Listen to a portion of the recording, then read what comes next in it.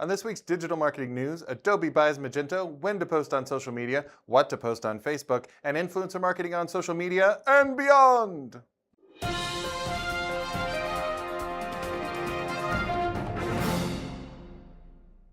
Welcome to the Digital Marketing News. I'm Tiffany Allen. And with your first story this week, I am Joshua Knight. So Facebook has released a new report that is somewhat of interest to we marketeers, as I like to call us. Content marketeers, that's what we are.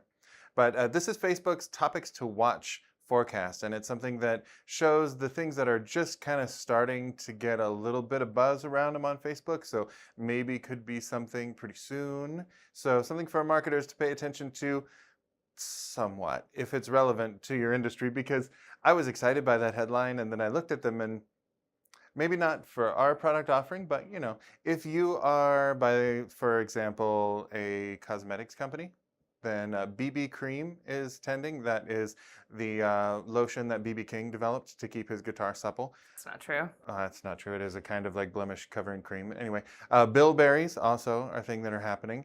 And my favorite, though, topic that has had an 8.8x growth in conversation year over year, the keytar. The keytar. The keytar, yep. So the platypus of the music industry is now getting a lot of press on Facebook. It's about to go huge. So if your business is in any way keytar related, you're going to want to hop on that train before it leaves the station. Yeah, definitely. I mean, if you're not already on the train playing your keytar. Right, get on the keytar train, won't you?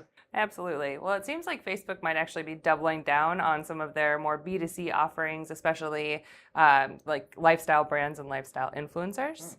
Actually, they just confirmed a new influencer marketing search engine called Branded Content Matching is what it's called. It basically matches a select pilot right now of lifestyle brands and lifestyle influencers, and they can search for these folks based on what their audiences are engaged in, what their kind of content their audience likes, what their audience demographics is. So Facebook will pair these folks together through the search.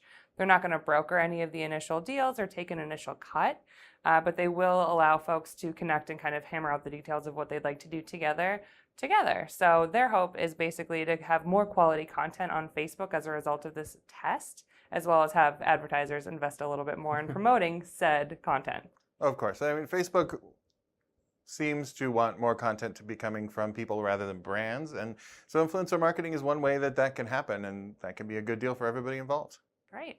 Well, Josh, if you're ready for your next story. Funny you should say. Speaking of influencer marketing, I'll be 3 inches to the left with my next story. Perfect.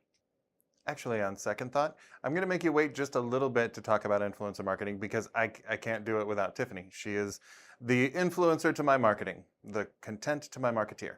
So first, I want to talk a little bit about some new research that Unmetric, the research organization, posted about the best times and days to post on social media. Now, as always, you got to take these with a little grain of salt. Your audience may be doing things that are not typical of a common audience. And as soon as, of course, somebody posts, this is the best time to post on social media, everybody posts on it, and that makes it somewhat the not so good time to post. So with that in mind, though, it's interesting to note, for Instagram, one of the best times to post is Sundays at 3 a.m. to 4 a.m. Now, this is due to time zones, of course. So 3 a.m. to 4 a.m. in, like Central Time in the U.S., so that the folks in Singapore are just getting ready to go, and the folks in the UK are doing tea and crumpets or whatever they do during their day. I'm not sure. But the best engagement for Instagram, posting on Tuesdays and Wednesdays between 11 a.m. to 1 p.m. seems to be the time where people are, I'm in the middle of my week, I'm in the middle of my work day, I'm going to gram it up. And so they do. For Facebook, it's also Wednesdays is your peak audience. Thursday also is a good day for peak audience, and that's between 9 and 10 a.m. for engagement. So that's sitting down with the second cup of coffee, and the boss is not looking over your shoulder anymore, so maybe it's time to Facebook a little. I've heard in stories. Of course, I don't know anything about that myself. For Twitter, it's Tuesday and Wednesday, 11 a.m. to 12 p.m. So most people on Twitter in the middle of the week, ready to engage with some stuff right around that lunch hour. I thought all this was interesting because we would think that weekends would be the big time to post on social media. So people are away from their work, they're checking their phones, but it turns out most people are on the company dime with their social media engagement. So for best engagement, looks like middle of the week, middle of the day for almost everything. For Instagram, stay up late or schedule your buffer for 3 a.m. on Sunday. And with our next story, here's Tiffany. Thanks, Josh. In other news, big news for e-commerce providers out there, Adobe has agreed to buy e-commerce platform Magento for $1.68 billion. Basically, this is kind of something Adobe is doing to make more of a space in the e-commerce digital business landscape to compete with other folks out there who are doing it well. This is the third biggest acquisition for Adobe.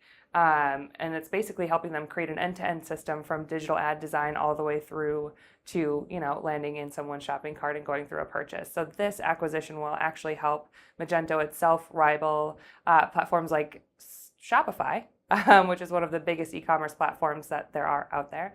So we'll see how this affects e-commerce businesses, especially those who are using Adobe Creative Suite and others, if that offering will help improve in terms of their analytics and creative offerings as well. All right, back to us, Josh. Thanks, Tiffany. And thank you for being a friend. You know what? You have influence on me. I don't know if you've heard that before because you were, way over like 6 inches that way. Mm-hmm. But I consider you an influencer in my life and in my work. And you know what? Influencer marketing is on the rise. So you can start selling me stuff anytime. Already done. All right. This is coming from the Association of National Advertisers in conjunction with PQ Media and Minnesota Public Radio. Well, not Minnesota Public Radio. It just kind of sounded like that, John G. Catherine T. MacArthur kind of thing. Anyway, Association of National Advertisers and PQ Media did a little search here. They say total influencer marketing spend is going to increase to $101 billion by 2020, and that's up from $81 billion in 2016. So people are investing in this, and you know why? Because their investments are seeing a return. That's a good reason to invest in stuff. Yeah, especially for B2B, content created and shared by influencers provides about 11 times higher ROI than that, which isn't. Yep. And you know what makes me very happy about some of these stats that we got here? What is this? They tend to match what we are doing as a company, huh. Which makes me feel good about myself and my company because 71% of marketers that were surveyed recently said that they believe ongoing influencer relationships provide the most effective form of influencer marketing.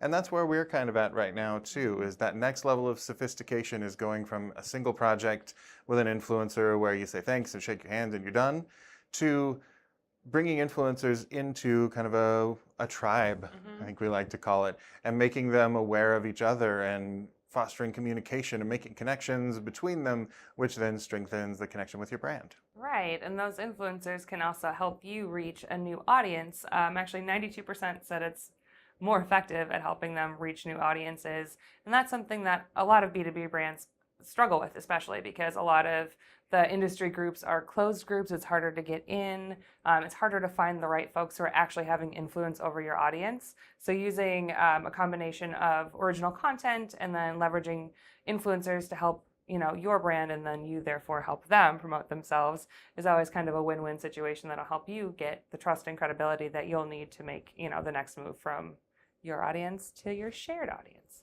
Kind of made me wonder, though, what the other 8% of marketers are doing with the influence. Like, it's a group that's composed entirely of the 1 out of 10 dentists who don't recommend brushing or flossing regularly. Yes. So I think if you're doing it right, it's 100%. Right. You're going to reach a new audience. You just have to find the right people, make sure they're influential with your audience, not just popular, and have a good mix of people who are good at self-promotion and also very knowledgeable but might have a smaller audience. So throw them all together, mix them, hit frappe, and then you have a good blend of influencers that you can have the ongoing relationship with. Yeah. Not physically. Well, I don't know your life. Yeah, please don't blend your influencers. Perfect. Well, that's all the digital marketing news we have for you today. If you want more, you can subscribe to the TopRank blog at toprankblog.com or follow TopRank on Twitter at TopRank or me at Tiffany_Allen. And you can find me on Twitter at Nitewrites. That's NITEWRITES. And if you dig our content or you hate it but you can't stop watching, please hit that subscribe button down there and the notification button, which is a little bell-looking thing, so that you'll make sure to get notifications on all the cool content we're putting out on a regular basis. All right, and we'll be back next week. Thanks for tuning in. Bye.